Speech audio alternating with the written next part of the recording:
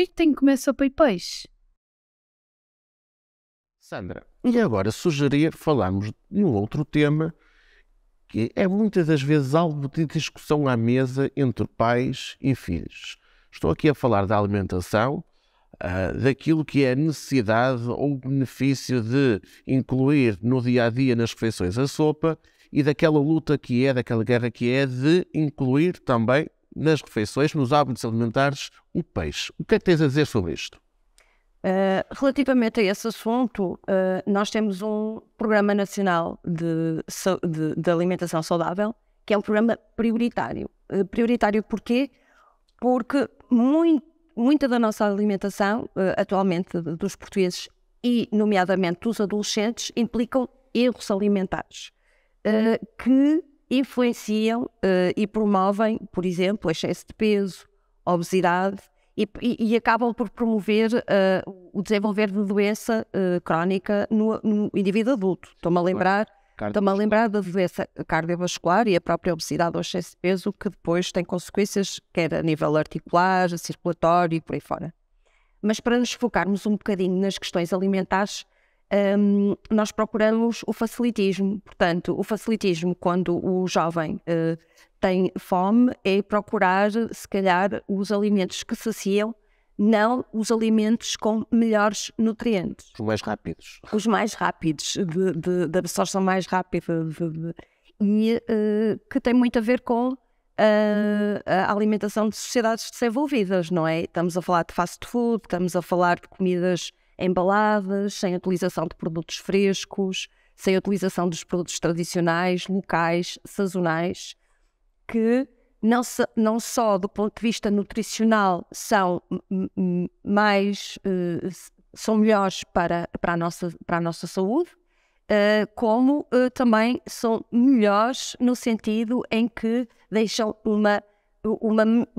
não deixam uma evidente pegada de carbono, não é? Porque se as nossas opções alimentares, se focarem na alimentação tradicional portuguesa, com base na roda dos alimentos, na cozinha mediterrânica, tem a sopa, que é super rica em nutrientes. Nutrientes que são essenciais para a nossa força vital, certo? E assim como o peixe, por exemplo, nas questões relacionadas com a adolescência, há peixes, nomeadamente peixes que são muito acessíveis, estou-me a lembrar da sardinha, estou-me a lembrar da cavala, ricas em ômega 3 e que são fundamentais para o desenvolvimento do sistema nervoso central e têm particular importância na adolescência, não só para adequar-nos ou sermos melhores nas questões cognitivas e ao desempenharmos o nosso papel de estudante, mas ajudam ao estabelecer ligações nervosas, não é? que ocorrem no nosso cérebro, e que é isso que distingue muitas vezes os adultos do adolescente.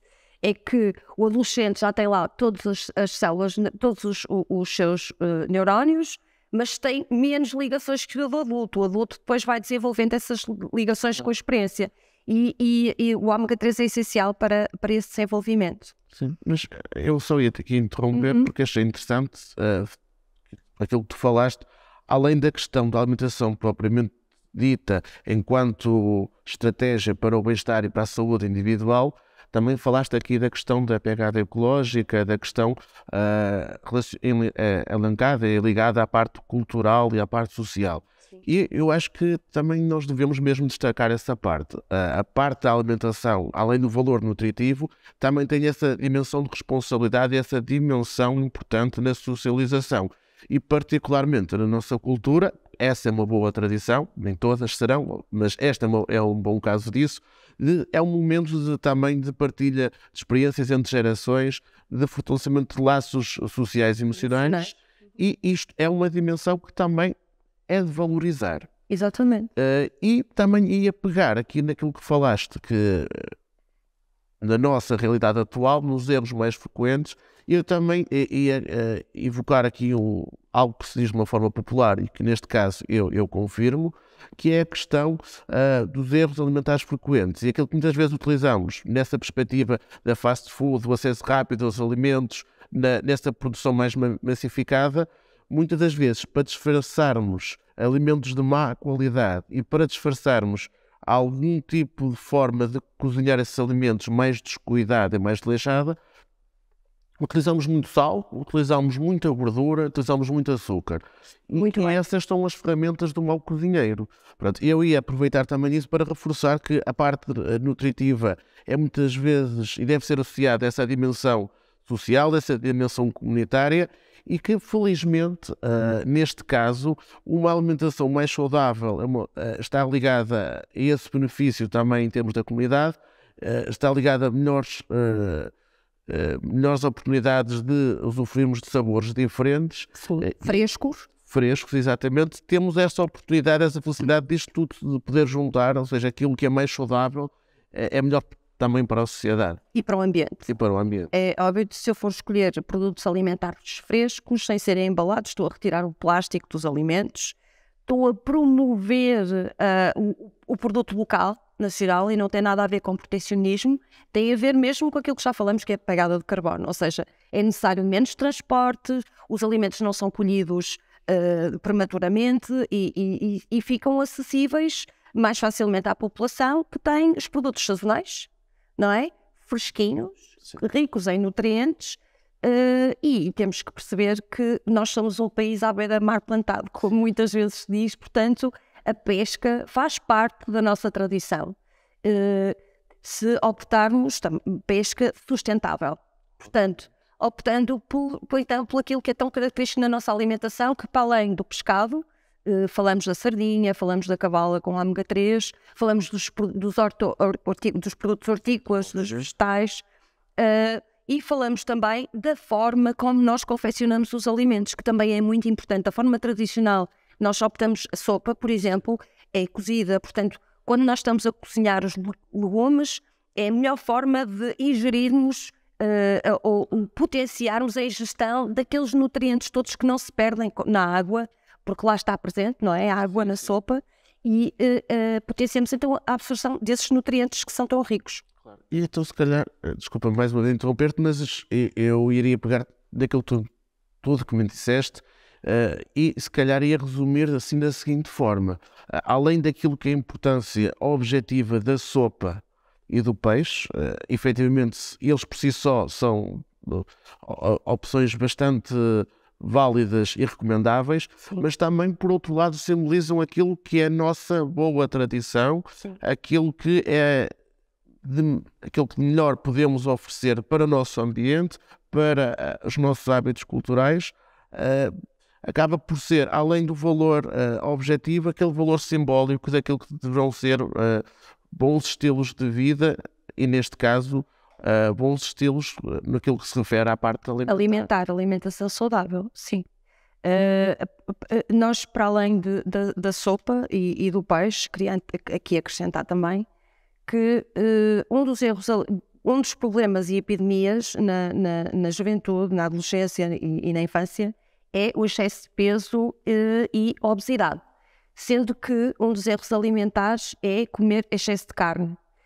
Se olharmos para o programa, como eu já vos falei, para o Programa Nacional de Alimentação Saudável, para além da Roda dos Alimentos, temos agora uma Roda dos Alimentos mediterrânica, dinâmica, onde nos orienta para as porções dos alimentos que devemos ingerir, de acordo também com a nossa faixa etária, e promove, de certa forma, e justifica o porquê da opção de uma alimentação saudável com base na dieta mediterrânica. Eu não estou aqui a querer dizer que não existam outras dietas, nomeadamente pessoas que optam por questões filosóficas, por questões de direitos dos animais, até optam, por exemplo, por dietas alternativas, como seja a vegetariana. Existe também formas de adequar e de suprir alguns, por exemplo, as proteínas existentes no pescado e nas carnes. Há formas de substituir esses nutrientes com as leguminosas. Exatamente. E para isso temos sempre também, para ajudar nessa transição e optar por este tipo de dieta mais sustentável, existe também sempre a opção de recorrermos não só ao médico de família, mas também aos nossos nutricionistas, que tanto nos ajudam a melhorar a nossa alimentação e a produzir legislação também, tem um grande papel no sentido de produzir legislação, ou seja, por exemplo, taxando os refrigerantes para deixarmos de consumir água com açúcares e gás alguns, e passarmos a beber a água que está mesmo no centro da roda dos alimentos. Exatamente. Em diferentes camadas existem diferentes oportunidades de promovermos uma boa alimentação. Outra questão que eu queria aqui dizer, que o mito e o estereótipo de que as crianças comem poucas sopas ou estão relutantes em comer sopa é fácil de combater desde que, como tu falaste em tradição e da questão da socialização da refeição, desde que esses alimentos e a sopa e o peixe sejam disponibilizados à refeição em família e introduzir a sopa precocemente. Portanto, o primeiro alimento a ser introduzido depois do aleitamento materno ou aleitamento artificial ou até misto deve ser a sopa. Sopa, ou o pediatra se achar sopa, ou as papas. Mas a sopa, desde que seja disponibilizada e introduzida precocemente, a criança vai facilitar o processo de aquisição do gosto pela diversidade alimentar. É porque pode ser feito de forma divertida, e nomeadamente no caso das sopas, com a disponibilidade de produtos hortícolas que nós temos, bem próximo de nós podemos cada dia da semana fazer uma sopa com uma cor diferente. Exato. Ou seja, podemos tornar algo saudável, dinâmico, participativo, porque envolver os próprios jovens e adolescentes neste processo que é de preparar a refeição. E penso que Também. nós temos aqui várias oportunidades de diferentes níveis, a nível ecológico, a nível social, a nível pessoal e mesmo a nível, obviamente, da questão da saúde. Temos aqui várias oportunidades para incentivar e promover Hábitos alimentares saudáveis e que podem ser muito bem simbolizados pela nossa sopa e o nosso peixe. Exatamente.